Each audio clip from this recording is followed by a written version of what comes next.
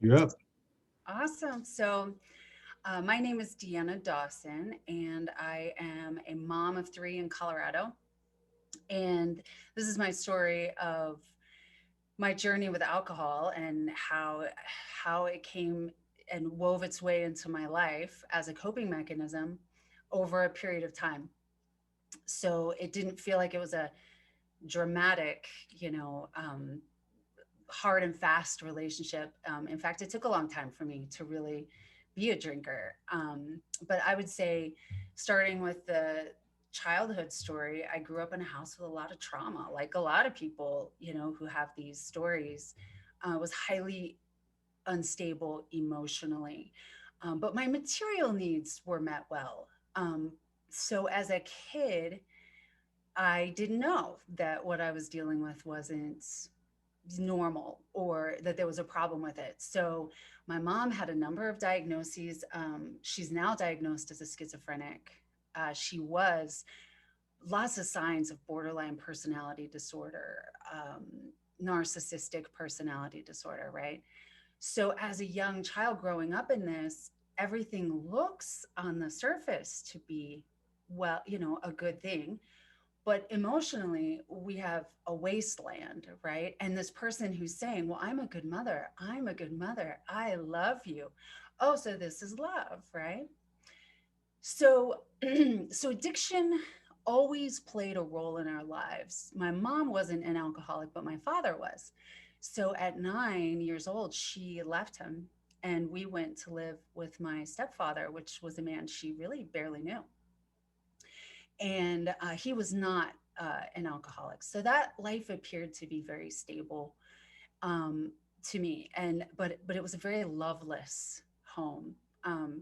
Their relationship was very cold, and so it was a very. I learned to live very early in this state of cognitive dissonance, where it looked like one thing, but it was really another thing. And as a child, I was very exuberant and loving, and so the only way to make sense of this was to believe a reality that didn't exist. And so this would end up being a coping mechanism that would follow me, well, until about 2 years ago. So, so there was always smoking. So there was always lots of smoking going on. Everybody smoked. Of course, this was the 80s. And so I just always believed that addiction in adulthood, somehow that was just normal, right? That was normal life. So at about 14 years old, my brother came to live with us, and he was already steeped heavily in addiction. So he was a drug addict at that point. Um, and to this day, so he's about 50 years old and still struggles with that lifestyle. Um, and I learned early, oh, I don't want to be that. I saw the impact that it has, how dramatic, the drug addiction impact is. And I said, oh my gosh, no, I'll never be that. So I took the role of the overachieving superstar, right? I will get love. I will be perfect. That's how I will navigate this incredibly unstable environment. Is I will just be perfect and you'll have to love me. And so that's kind of how I did it. And I would say now eating became my addiction first.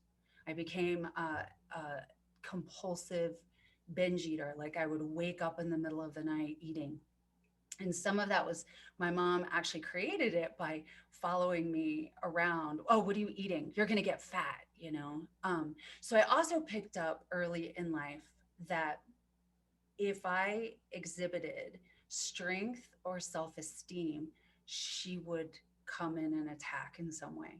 So I realized later in life that it had become a coping mechanism for me to make sure I stayed small, right? Because she was dangerous emotionally. And so to stay safe, I had to stay small. She could not sniff self esteem in me, or it would be rough for me. So, so I go after I left her house, I left eating disorders there. So that was lucky. That was lucky for me that I didn't, I went on and achieved a lot in life, put myself through school, joined the army, and alcohol didn't really play a role until I was in my mid 20s. And then it was just social drinking. I mean, considering the level of addiction in my family, it's kind of shocking that alcohol didn't really get a hold, or drugs, nothing had really gotten a hold. But but when I drank, it was not healthy, and I didn't know that, right? Because you kind of gravitate towards people who are drinking like that too. We're going out, one drink turns into five. Next thing you know, we're pouring ourselves, hopefully, into a cab, and no one's driving, and then you're hungover the whole next day, and that's just normal, right? But I could pick it up and put it down. It wasn't like it was something I thought about or craved.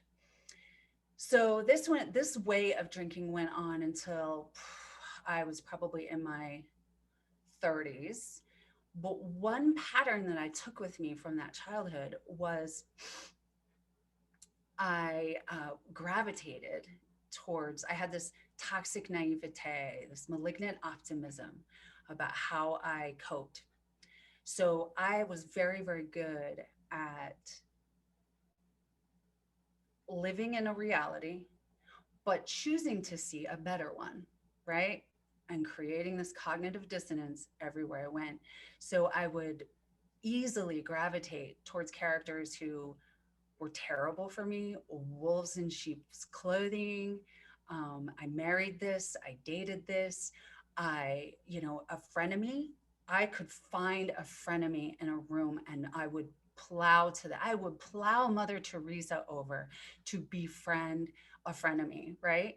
So, so this, what I realized is the anxiety, the ensuing anxiety that only increased as you accrue this history of living like this. Um, the anxiety is what I began to drink to cope with, right? Because I would want to see this, but it was really this, and I just didn't want to see the truth. So I married and befriended all the personality disorders. I mean, this pattern went on over and over again. I was the people pleasing, fresh blood, a narcissist could smell a mile away. And I just lived that pattern. I repeated it of befriending people who didn't, loving people who didn't love me back, and then needing to medicate the ensuing anxious feelings that resulted from that. So then, that led into being attracted to the new age, right? Another sort of manifestation of that. Of course, I wanted to believe that the world was really sparkly and full of unicorns and beautiful, and I wanted to. It also teaches that, the darkness is in me, the problem is me, and I already believe that I'm deeply flawed. So this is perfect, right? But again, I'm creating more cognitive dissonance that I'm living with. And so um, it was about, I would say, I had gotten married and divorced in my 20s, no kids. I had gotten married, had two kids, got divorced in my 30s. And each time this is happening, I'm getting more exhausted. I'm accruing greater history that I don't want to face, right? Truths that I don't want to face. How is this happening? Like how is this happening to me? But I can do it, right? There's a quote from the movie, the show The OA. Prairie Johnson, the main character, she says, this quote describes my entire life up until 2 years ago. She says, the biggest mistake that I made was in believing that if I cast a beautiful net, that it would attract only beautiful things, right? This was how I lived my life. So even after that marriage, I went back, I can do this. I can create a great life, but I wasn't healing this trauma. I was never healing this trauma. I didn't know what the originating trauma was or what this pattern was that was causing me to do this. So I went on to get married a third time. And as I went into this relationship, this is where, so I made it to 39, which is kind of stunning, actually. I made it to 39 before I reached a point where I noticed it when I wasn't drinking. So as I entered this relationship, I needed alcohol to cope with the fact that I was entering, or I felt I needed it to cope because I was entering a very emotionally dangerous situation. And I didn't want to face that. I didn't want to see that. And so now I wanted to drink every day. And then if I didn't drink that day, I knew it. I noticed it. And I noticed that I noticed it and said, oh, I wonder if that was sort of like the alcoholic gene was turning on. And so what I did is, I used wine to come home at night and pop open a bottle and pretend that my net had caught something beautiful when in fact it had not. And then I had a child early in the relationship. It was 3 months in. I got pregnant with my son with someone I barely knew. And I then went on to quit my job to raise my son and put myself in statistically the most vulnerable position I could have put myself in. And of course the relationship isn't going well. I've repeated my pattern. This is somebody who doesn't actually love me, and I don't want to face it. So I became the mom that, I'm running double time to believe that this is what I want it to be. And to do it, I've got my trusty vodka in my water bottle, and it's vodka and orange juice at the pool. That sounds fun, right? It's kind of like I'm on vacation, you know and that's how I did it. And then when that relationship ended, when my son was one, the to cope, I mean, how I didn't know how to cope with this. How did I do this again? How did I do this again? I'm not dumb. I'm educated. I have so much to offer. How is this my life story? I couldn't make fucking sense of that. And so that was, I used alcohol to cope through the duration of the relationship, and I surely needed it to cope with the end. So that for the next few years, I drank. I mean, my self-esteem was crumbled. It was gone. I didn't trust myself. I didn't trust life.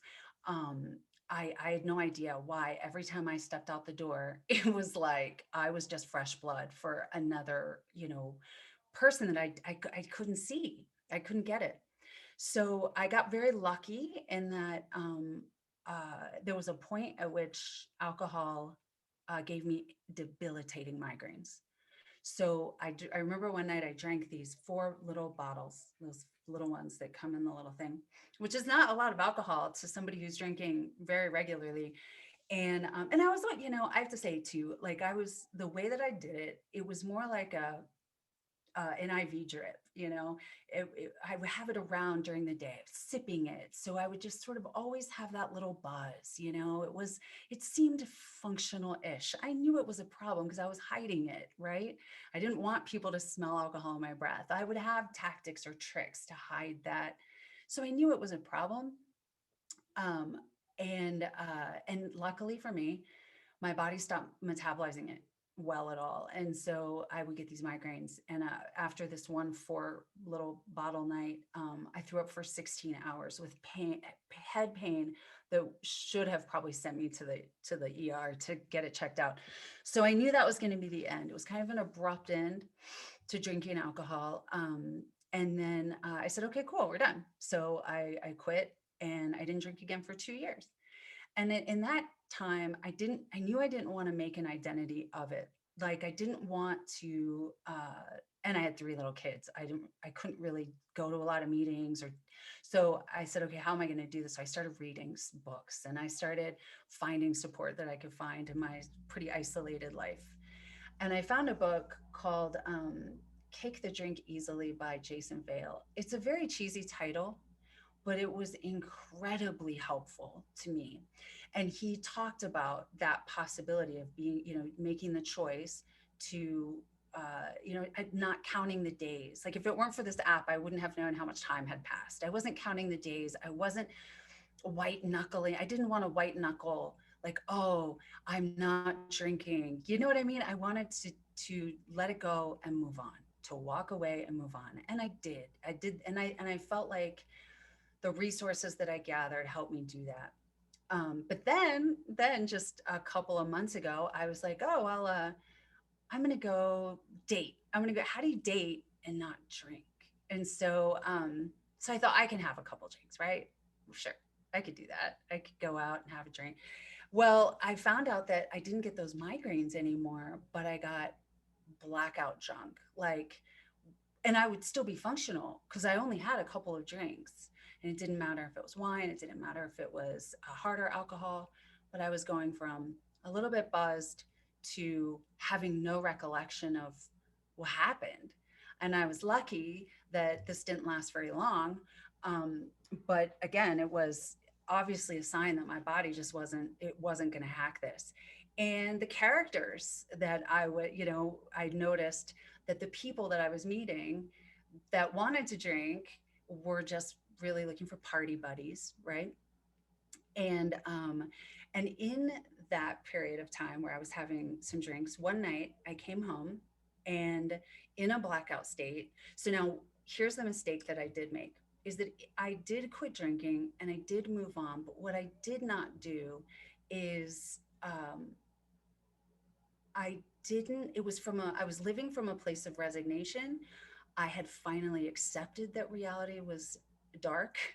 I wasn't trying to medicate that anymore. I wasn't living with cognitive dissonance anymore. But I was really living in a place of, well, life is really fucking dark. Okay, what's the point? Really, what's the point of this? So what I was really living with was an underlying desire to really be done with this life. And I wouldn't call that, like, I wouldn't say I was actively suicidal, but I wouldn't have been sad about a cancer diagnosis. You know what I mean? And so, so I was living in that place, and I was still going on. It's not like I've ever had the luxury. I mean, if you knew me and you didn't know me that well, you wouldn't know that I was living with that. But I was pretty resigned that this is just dark. Well, one day, in having reached that blackout space, I wasn't even feeling particularly low that day. Nothing. I wasn't sad or depressed or anything that but I woke up the next day. And the first thing that I did remember, thankfully, from that state, I just walked over, grabbed a handful of Benadryl, popped it, just ate it. Perfectly fine if I didn't wake up the next day. Like, what? Holy shit. So that was the end of that. I never had I said, well, obviously I can't trust anything that I'm doing in this blackout state. So it was the next day that I said, okay, well, I'm obviously not, I can't even have one drink. So that's the end of that. It's not the fun experience that I ever remember it being. And it will never be again. And I can't trust what I'll do. So that was a big wake up call for me because I had to make a choice. Yes, reality can be very, very dark, but I'm still here. I didn't get that cancer diagnosis, and those Benadryl didn't knock me out. So what am I going to do? What's my plan? Really, what's my plan? And I made a plan, and I got up and I started to fill that space that alcohol had once filled, that I then just kind of left empty. I filled with creating a program of empowering myself, becoming physically healthy, healthier than I've ever been, surrounding myself with high quality. I mean, because this just happened 2 months ago, a month, 2 months, month and a half ago was the Benadryl event. And I'm grateful for the event. Whew, but that could have been really dangerous. Um, and if I went back and kind of like did the math to figure out what would have, can you really off yourself with Benadryl? What is that amount? And I mean, I was probably 5 or so away from it being a dangerous amount. And I thought about, holy shit, how many people do that, in that state, and they're successful, and they'll never get that chance to come back and decide, to know that inside this dark place of this dark life that so many of us have navigated, that we really do have the choice to rise up within it and become a character we never knew that we could be. And so it was the beginning of that journey for me, of rising up in it and becoming a character I never knew I had the capability of being. And not having to deny that, yeah, reality can be really hard. Yeah, really dark, really hard. but the responsibility, I'm stuck here. It's like labor. When you're giving birth, you're not getting out of it until that baby gets out of there. Right. And that's where we're at. And I finally had to stop being a victim about it and decide what I was going to do about it. And it's been a long, wild ride, but I mean, to be where I sit now, following the program that I'm following now, finding out who I am now, surrounding myself with the people that I have now is unbelievable. Unbelievable. I never would have believed 2 months ago that I would have found it within me to rise up this way. Yeah. So that's about it. That's the story, and whew, I'm glad to be here to tell it.